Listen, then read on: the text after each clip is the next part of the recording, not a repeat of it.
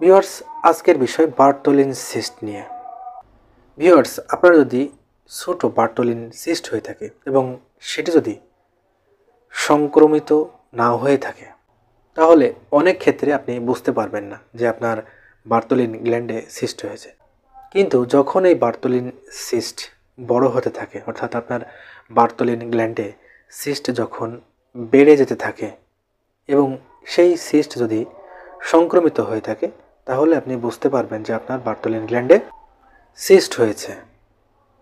এছাড়াও এর সাথে আপনার যোনিপথের এক পাশে কিংবা উভয় পাশে কোনো পিণ্ড আকৃতির কিছু আপনি দেখতে পারবেন, আপনি অনুভব করতে পারবেন।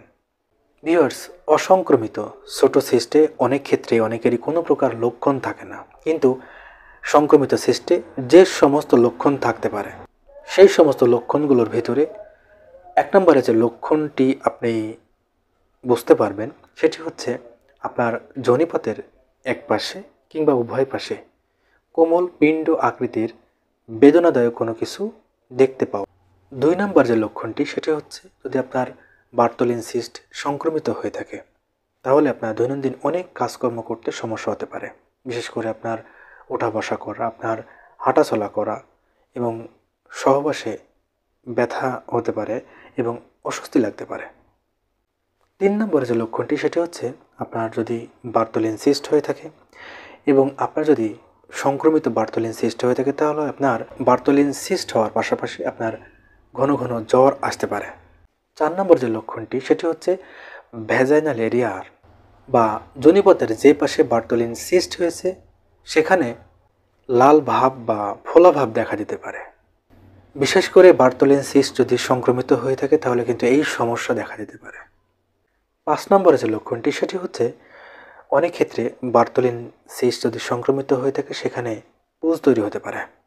ভিউয়ার্স, আপনার যদি এই সমস্ত লক্ষণগুলো দেখা দিয়ে থাকে তাহলে আপনাকে বুঝতে হবে যে আপনার বার্থোলিন গ্ল্যান্ডে সিস্ট হয়েছে। ভিউয়ার্স, আপনার যদি একবার এই বার্থোলিন সিস্ট হয়ে থাকে তাহলে এই বার্থোলিন সিস্ট আবার পুনরাবৃত্তি হতে পারে, অর্থাৎ আপনার এই বার্থোলিন সিস্ট আবার দেখা দিতে পারে।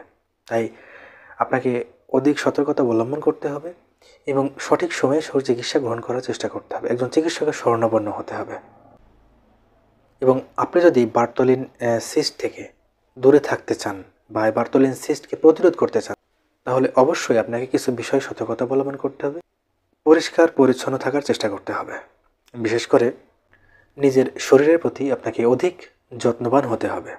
এছাড়াও বিভিন্ন সংক্রমণ থেকে দূরে থাকার চেষ্টা করতে হবে। এসটিআই সংক্রমণ সহ যৌনবাহিত বিভিন্ন সংক্রমণ থেকে আপনাকে অবশ্যই দূরে থাকার চেষ্টা করতে হবে। ভিউয়ার্স, ভালো থাকবেন, সুস্থ থাকবেন, নিরাপদে থাকবেন এবং আয়ন হোমিও ক্লিনিক এই চ্যানেলটির সাথে থাকবেন। চ্যানেলটিকে অবশ্যই সাবস্ক্রাইব করে রাখবেন।